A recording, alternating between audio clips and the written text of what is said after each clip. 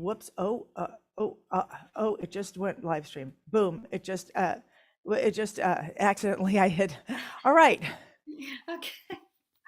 Hello and welcome to Jung at Harp, episode 93. Today we are going to be talking. This happens. I don't know. Accidentally I hit. All right.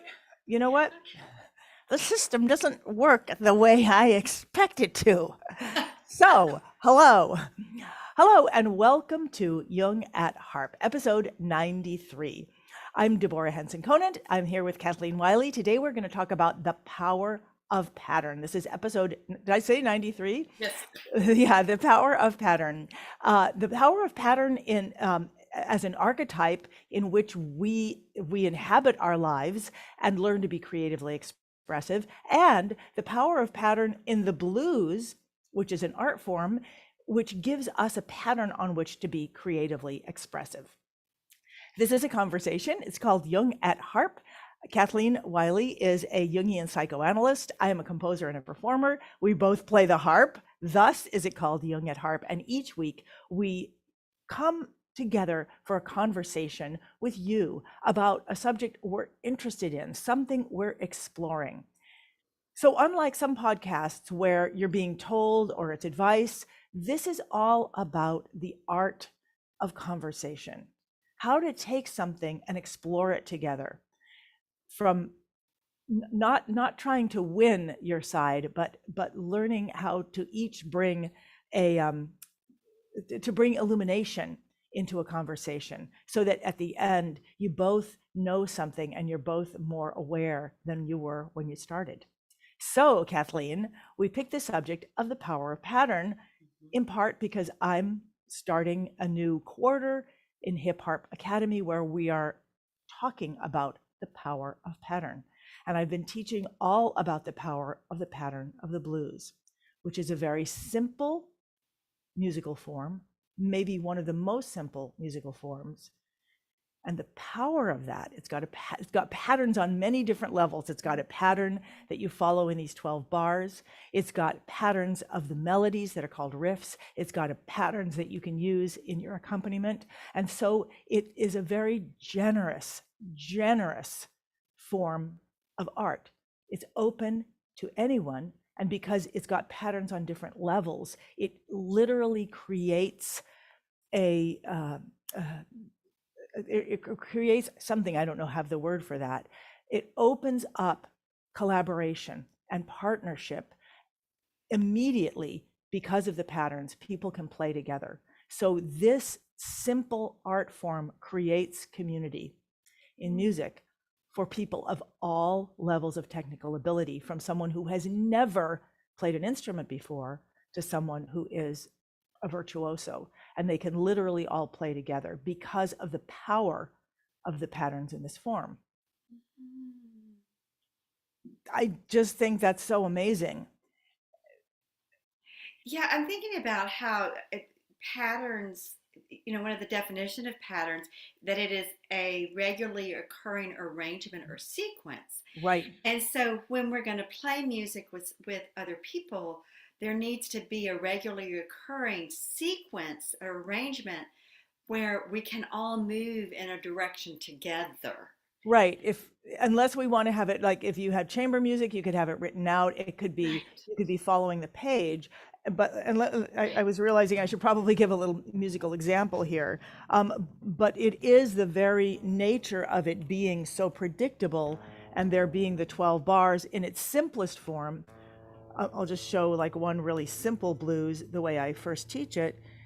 And many people are familiar with it. I'm using, that's the first measure, second and third and fourth, that's the first phrase, and then this phrase is a little bit different, and the third phrase is a little bit different too, and it starts again another time.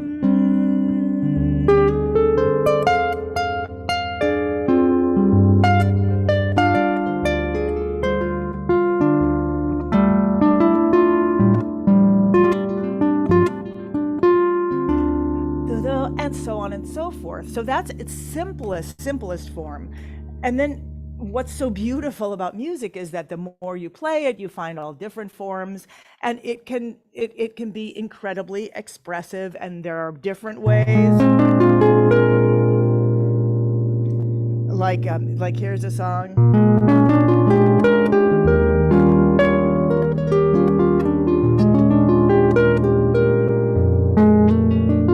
This is also a blues.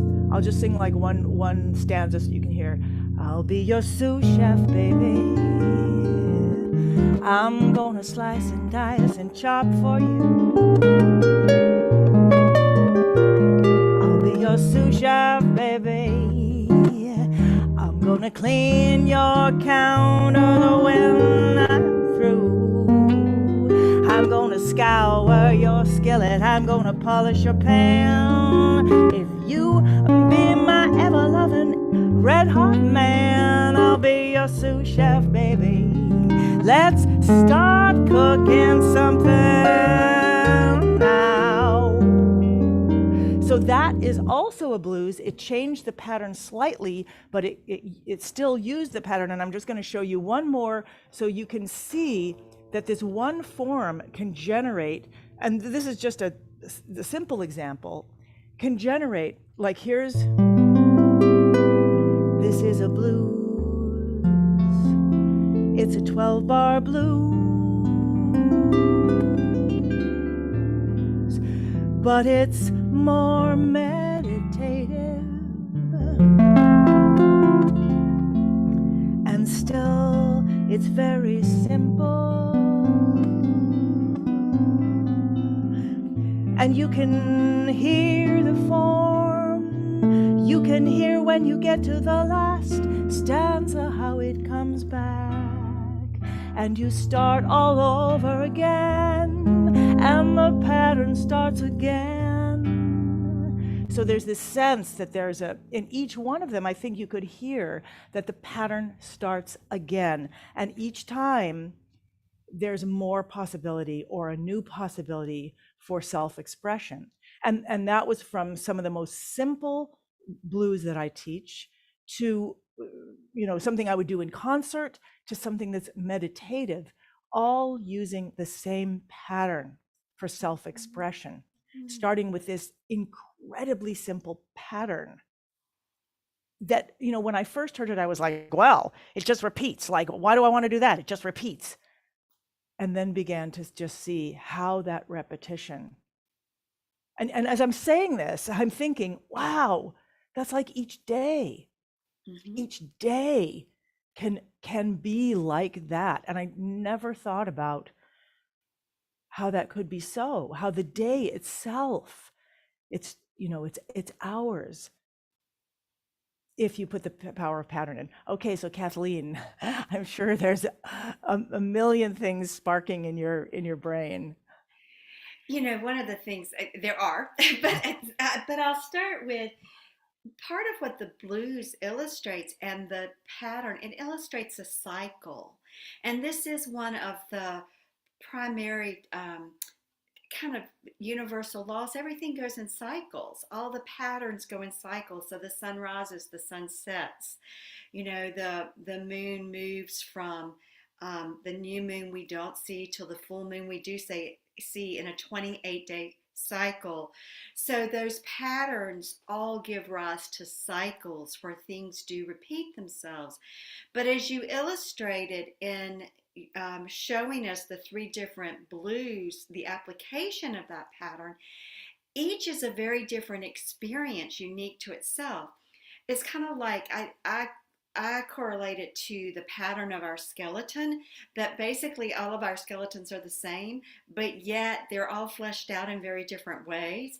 So that 3-part blues is 12-part blues, or those 3 sections, is like the skeleton, and then it gets fleshed out in different ways, so that we move from this archetypal or universal template to something that is more subjective and personal for our own self-expression. Wow, you said we move from, and I'm hearing it supports.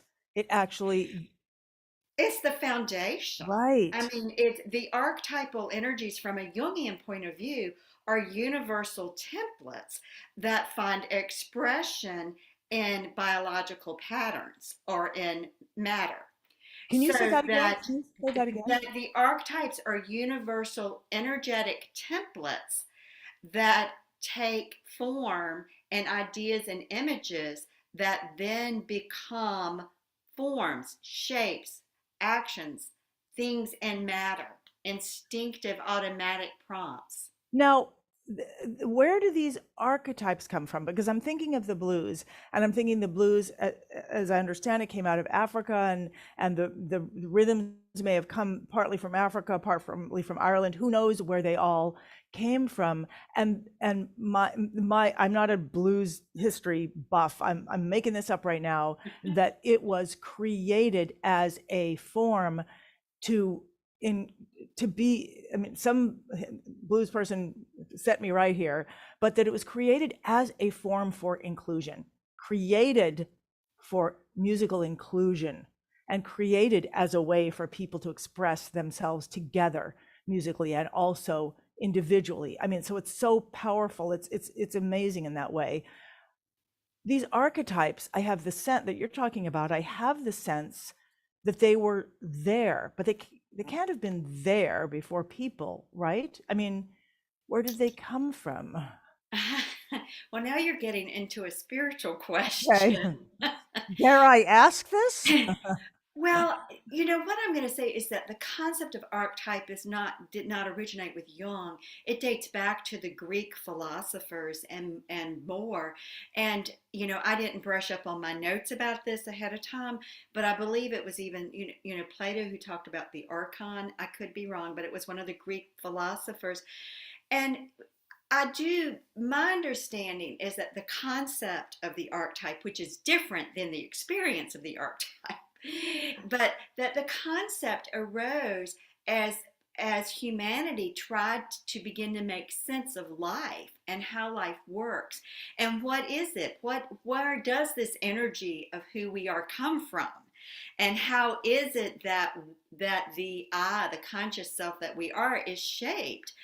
And when we look at nature, we see there are just natural laws and patterns. Well, where did they come from? Well, scientists may have a theory about it, different religious traditions may have a theory about it, but nonetheless, they're there. And as best we can tell, those natural laws, universal templates, archetypes have always been there.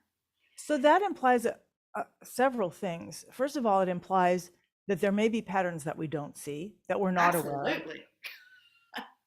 Yeah. And I see that, wow, that creating. So first of all, what does archon mean? It's the same word that refers to a universal template. So an archetype is like it's something that's bigger.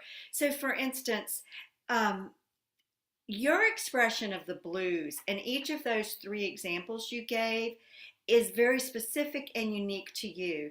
And in fact, as you were playing, I was thinking how you really are a model for all of us and taking a universal pattern and really making it personal. I mean, your song, The Sous Chef, your song about loving your trash man, you know, I mean, you sing and write and share enthusiasm about the the experiences of day-to-day life and what grabs your attention in the moment, which I just think is wonderful because it really is, you're taking these universal patterns of music and making it your own.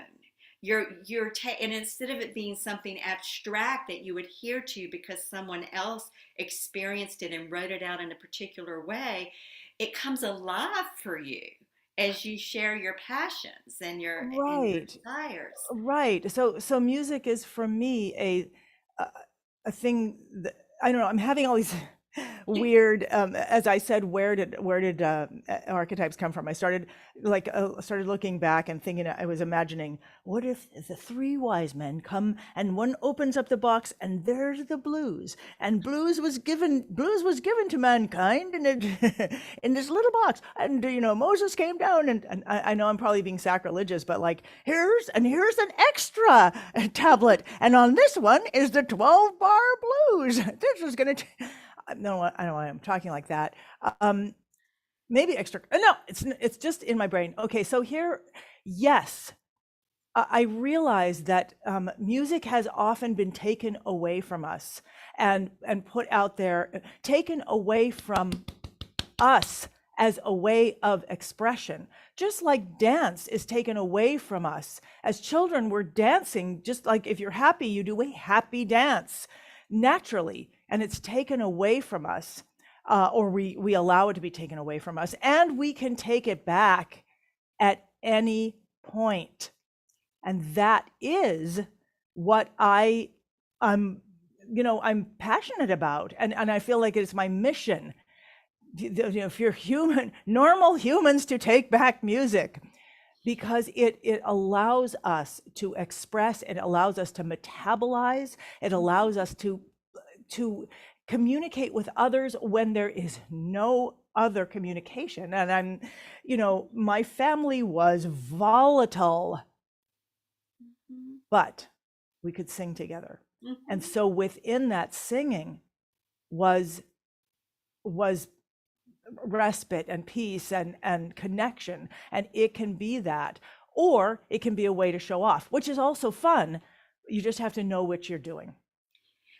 Yeah, I'm thinking about how Angeles Arian, a cultural anthropologist who studied indigenous cultures around the world, said there are four universal healing salves. Those four universal healing salves are singing, dancing, storytelling, and solitude. And you know how music, and again, your example for us of music really does illustrate all three of those at work. Um, yeah, I had a thought and it went on around the track. It left me. Well, It was, let's come back to pattern. And I suspect it will come to you. Let's go back to archon. You were saying that the archon is a universal pattern. Now, how do we know that something is universal? Let me just go back to the blues for a second. So when I played my blues, um, I started with the classic 12 bar blues that has a specific harmonic progression. The second blues I played was actually a 16 bar blues. So it took that basic skeleton and it changed it in different ways, but it still kept the flavor of the blues. And then the third one put it into a minor key, added more jazzy harmonies and reharmonized parts of it, but it was all the same. So it was all the same and all different. So how do we know what the pattern is? How do we what are we basing the pattern on? observation. So for Jung, he developed his theory of archetypes, and part of what where he drew that from is observing cross culturally, where in mythology and folklore, the same patterns would appear in stories, even though there had been no transmigration of ideas through travel. So he pointed the to the appearance of themes and patterns in myth, story, religion, folklore in societies, cultures around the world, ancient cultures, where again there had been no cross migration at around the same time as evidence, there was a deeper strata, which he called the collective unconscious, which is like the ocean of all life into which we are all rooted and out of which we all emerge. So that these archetypal energies arose in the form of experiences, feelings, and ideas in different places around the world because we were all rooted in the same source. So for Jung, it all is rooted in the collective unconscious. Lots of spiritual traditions refer to that source as God, Allah, Mother Nature. Nature, I mean, yeah. different traditions have different things. So the archetypes, the patterns, the basic patterns emerge out of source. Again, from a Jungian perspective, that's the collective unconscious. I wanted what I was thinking when the choo choo left left the Mhm. train track, left the station without me. It's come back now. It's cycled around. Is that the man who developed the sewing machine was trying to figure out how to create a contraption that would stitch things together. And as he was working on it, he had a dream. And in the dream, he saw this cylinder with an eye on it.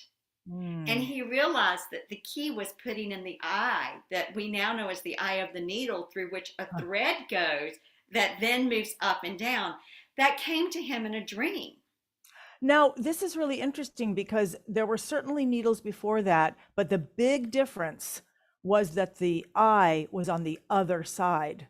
One Mm, of the things that's really, really unusual about a sewing machine is that it's on the needle side that mm-hmm. the eye is. And I remember you reminded me of I had an issue with a harp once where all the strings were at the wrong angle and it was creating buzzing. Every time I played, and I had to do I was about to have to do a recording, and I was like, what am I going to do? I would have to come in and drill another hole each side of this, and then suddenly my brain turned the whole thing upside down, and I realized, or I could just put each string in the wrong hole by one, and it would shift the whole thing. And that's what happened. And that, to that day, that harp is strung in the wrong way. And that's what made it work. And I was able to record with it. So, this idea of taking something that's already there, and I know this is not in the realm of archetype, but it's in the realm of an archetype spawning all kinds of creativity by Mm-hmm. being a pattern that, like the structure, like the string in the sugar water that I talk about in Strings of Passion, is that you can always turn something upside down. So that's what he did. His brain turned it upside down, just like mine turned it upside down. But And then, was it his brain? oh, Or was it the largesse, the totality of who he is? ah, well, I think therein lies the hope of creativity existing. And this, I think, is, I don't know what time it is, but this is the perfect place to this is like a perfect place to land. We were talking about, whether we said it specifically, how pattern gives rise to creativity, how having a pattern and a place to land, a groundedness, and we talk about this all the time. We keep coming back to this, how something grounded gives rise to creative expression. And whereas we may think that it's boring in the beginning, just like I thought that the 12 bar blues was maddeningly boring in the beginning. Why would anyone do that? I began to realize that by being grounded and by actually being able to be in that grounding and inhabit it, then the creative process began. And one of the things that I say began, and one of the things that I say, and I'm having a blues camp right now, and one of the first things I tell people is, do not try to be creative. Mm-hmm. You are creative by nature. We're constantly trying not to be creative when we try to play the right notes and we try to get everything right. By taking that pattern and letting it get to us and letting it ground us and letting it give us stability, a stability that so many of us have never had in music or in life, and then allowing the natural process of creativity to happen without judgment, our natural creativity starts happening, and then who we are starts to bloom through this pattern that we've taken. And it's making me want to have a more habitual life, because I'm thinking that by having such a non-habitual life, I'm actually undermining the power of pattern to create, to open up creative expression? I think there's some truth to what you're saying because, um, Only some? well, I think there's, I mean, everything has a shadow, but the reality is, if we look at nature, the order of nature is one of patterns and of cycles. The sun rises, the sun sets, the high tide comes in, the tide goes out, and there's low tide. And it changes slightly every day. The moon I mentioned earlier, whether we are at full moon or new moon, it changes slightly every day, but there's a pattern. And so I do believe that when we live according to our own internal rhythms, then we do naturally establish patterns or habits that are in sync with our natural rhythm, which do allow us to be healthier and thus more creative. So I think there's truth to that. And Well, yeah. Now, I'm and if we set habits based on what someone else tells us we should do, that's when it can be hmm, a problem, because it may not interesting. be in sync with our own natural rhythm. Okay, all right, okay, all right. So it's really, wow, and that makes it even harder. I mean, because estab because establishing a pattern that someone else gives you, it it I mean, I mean that's why do I think that this is possibly what you teach in the in the sacred? Okay, all right, tell me more about that. Yeah, but, well, I mean, part of the whole goal of the Uh, embodiment. yeah, say the name of it because I didn't say Yeah, it. I have an online 6-month essential embodiment practices circle, Hmm. and then once you finish that, if you want to continue through embodiment processes for a year, you can. But one of the reasons I have that, and you can find the information at onlinesacredcircles.com, is that the essential embodiment practices help you learn to listen to yourself and to know and ground and be in your own body so that you can hear your own natural rhythm. And so you can begin to attune to it. And so that you can move from looking out here for answers and what you need to seeing what you already know inside, the innate wisdom that's already there. And you were talking about maybe it being sacrilegious, but I actually loved the image of Moses coming down and saying, "Here are the 12 bar blues." Right. Because in a sense, all of the archetypes and instincts are gifts from the gods or goddesses, however we define it. I mean, they're there, and again, we can have different ideas and theories and spiritual and religious beliefs about where they come from, or non-religious beliefs if you're a scientist. um, but the reality is they're there, and we know that through observation. And so learning to observe oneself, and we tend to not like observing ourselves because most of us have been shamed or judged a lot for ourselves. So our automatic response to ourselves is to shame ourselves, judge ourselves, or drop into what's wrong with me? I'm not like them. What's wrong with me? I can't do it the way that they say I should do it or the way they're doing it. So learning how to listen internally for what's already there, then one can learn from other people and the outside world. Part of the beauty of what you do in Harp Academy is you offer people a pattern. You're a model. But then you say, find what you can do. Take this and start where you are in relationship to it. I'm not asking you to be me or do it like me. Do it like you. And I'm giving you this tool, this bit of knowledge, this bit of awareness for you to have something to hold on to find your way. It's really interesting because I'm thinking power of pattern, and I'm thinking one of the things that you're talking about is you're right. I give people, in a sense, a musical archetype. It's something that it's a pattern I saw over and over and over and over again.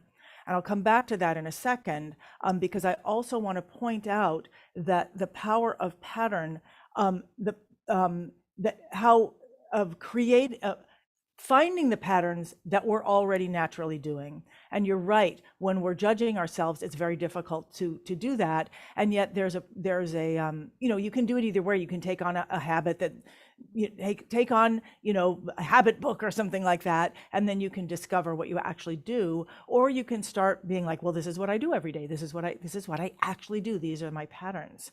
And you're right, the really difficult part is doing it without judgment, doing it simply as an observation with love. Mhm. I'm thinking about this archetype and what you're saying about seeing patterns. So you're right. What I'm doing in the academy is teaching improvisation from the standpoint of being a composer and breaking down to all the different musical components. What are Mhm. the components of what are, you know, so you can have whatever recipe you want. But as you're saying it now, I'm thinking, when I create a blues is an archetype of a certain pattern.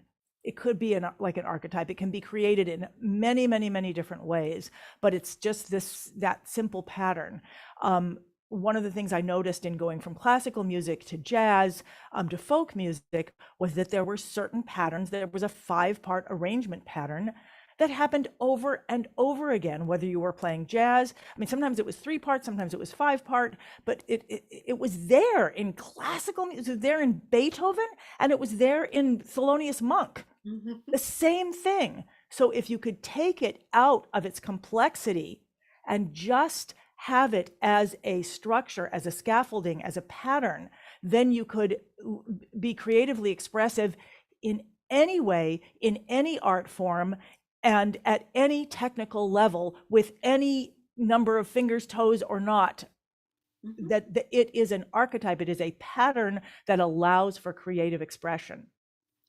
I mean, it's not that you need to be allowed creative. It's a pattern that is like it supports, it's like a framework for creative expression. Well, yes, and I would also say archetypes from a Jungian point of view and a psychological, spiritual point of view. An archetype brings with it a certain energy that evokes a certain expression. So, the other thing that the blues does is it evokes a certain kind of expression. Well, I see that as the style, because you can take the blues structure pattern and you can actually evoke meditation, you can evoke. And so that's really interesting, because that implies that if you can take sort of more Jungian, I don't know what I'm talking about, more Jungian type archetype, and then put it together with, you know, just a structural archetype or a structural archon or whatever it is, pattern, you can start to have something incredibly rich. It's grounded, it's open for creative expression, and then it starts to be open for even more human expression and exploration. Um, so let me say this from again a psychological point of view and a Jungian point of view. We have no control over archetypes. They are energy. They're bigger than life. They are really what Roman mythology saw as the gods and goddesses. These are the forces that work us. We can learn how to dance with them and how to move in different directions. So your explanation may fit for music, but it wouldn't hold up psychologically or in our personal lives.